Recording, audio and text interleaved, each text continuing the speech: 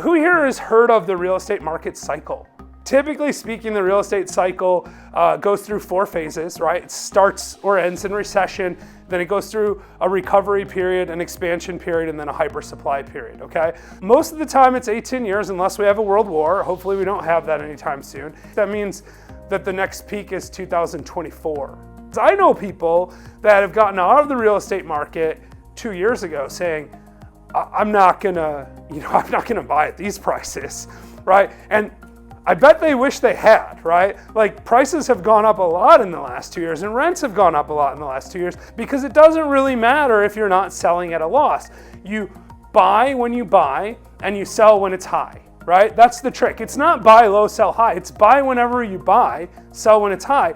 But don't just sell and take the cash, sell and buy something else that you can produce additional income. Who knows what cap rates are? It's the amount of money that you would receive if you paid cash for an asset. Say you know the market cap rates are 8% and you know what the net operating income of something is. You can literally just plug it into the formula and you can figure out what the thing's worth, right? So this is like super important actually.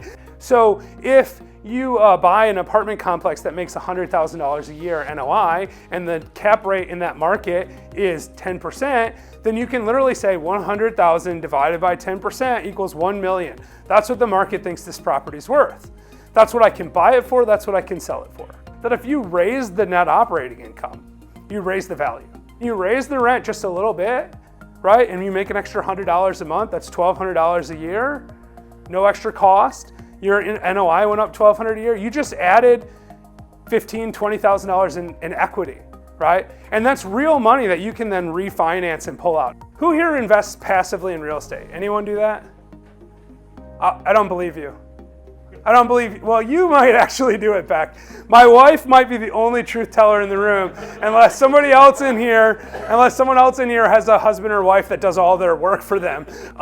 You can be on that side of the scale and invest in a REIT. That's super passive, right? Real estate investment trust. But you still got to do a little bit of due diligence on it because otherwise you're going to get taken advantage of, right? You have to understand where you fall on this scale because at the end of the day, your returns are going to be a function of how passive your investment is. How much effort you put in is going to impact your return. I would much rather have that extra hour of my life because I guarantee you when you're on your deathbed, you'd pay the money to have that extra hour. Real estate investing is a team sport. It's not something that you can do on your own. I certainly would not be standing here right now if I didn't have good partners